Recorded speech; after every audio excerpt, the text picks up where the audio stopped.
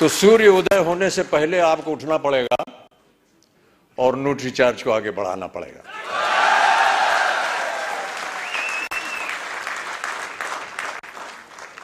हनुमान जी की एक कथा है। हनुमान जी ने कहा था कि ईश्वर से कि हमको शिक्षा प्राप्त करनी है, ज्ञान प्राप्त करना है, क्या किया जाए, किसके पास जाए। उनसे बताया गया कि आप सूर्य के पास जाइए। सूर्य देवता जो है वो ज्ञान का भंडार है, उनके पास आप जाएंगे तो वो आपको ज्ञान दे सकेंगे। तो हनुमान जी गए सूर्य देवता के पास। तो सूर्य देवता ने कहा, भैया मैं तो चलायमान हूं, चलता रहता हूं, कैसे तुमको शिक्षा दूंगा मैं।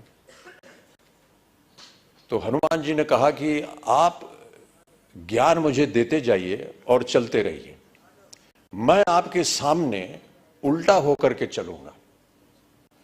तो आप चलते रहेंगे, मैं आपके सामने उल्टा होकर के चलता रहूंगा और ज्ञान प्राप्त हो जाएगा मुझे। कहने का तात्पर्य यह है कि सूर्य के आगे आपको चलना पड़ेगा, तभी जाकर के आपको ज्ञान प्राप्त होगा, तभी आपका संघर्ष जो है वो सफल होगा। प्रोत्साहित करने के लिए एक कविता की कुछ पंक्तियां हैं। इससे पहले मधुशाला की एक पंक्ति पढ़ी गई थी, क्षमा चाहता हूं, उसमें थोड़ी बहुत त्रुटियां थी। जो यहां सज्जन पुरुष आए थे उसको मैं दोबारा एक बार सुनाना चाहूंगा आपको कि मदिरालय जाने को घर से, मदिरालय जाने को घर से चलता है पीने वाला, किस पथ से जाऊं असमंजस में है वो भोला भाला। अलग अलग पथ बदलाते सब, पर मैं ये बतलाता हूं कि राह पकड़ तू एक चला जल, पा जाएगा मधुशाला।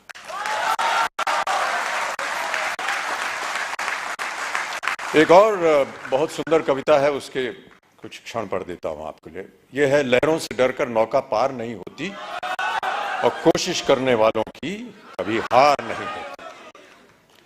नन्ही चींटी जब दाना लेकर चलती है, चढ़ती दीवारों पर 100 बार फिसलती है।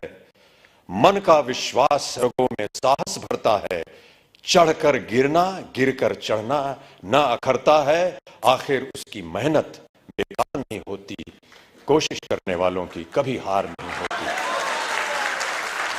तो आपकी कोशिशें हमेशा बनी रहें।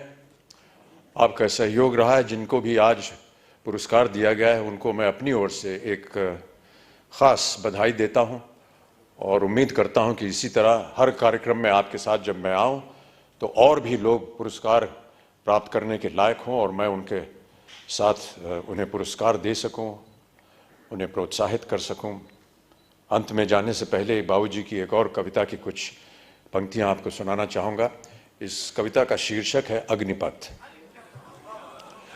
अग्निपथ बाबूजी ने लिखी थी उस जमाने में जब भारत अपनी स्वतंत्रता के लिए लड़ाई लड़ रहा था अंग्रेजों के खिलाफ।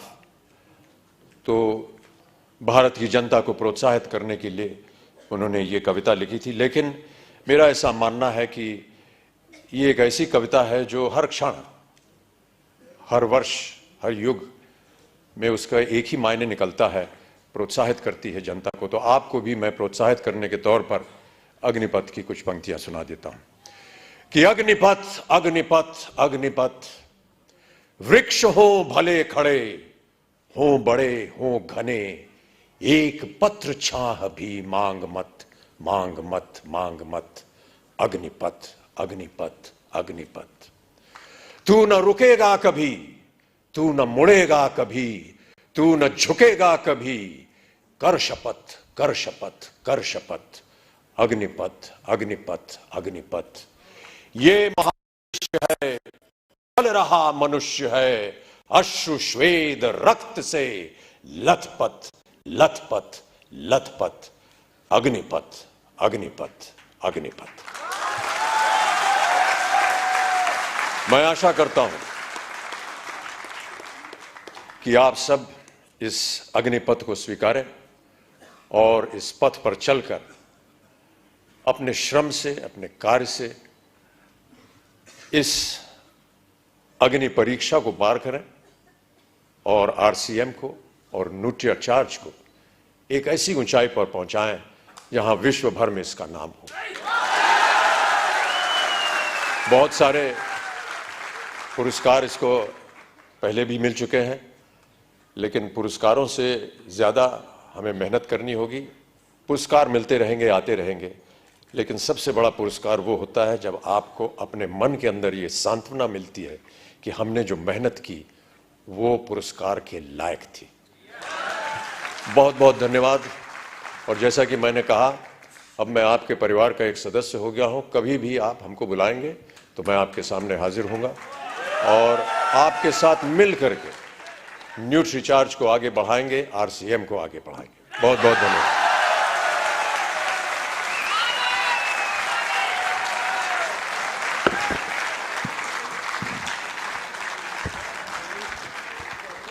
Thank you so much, sir, for those kind words and for gracing this occasion.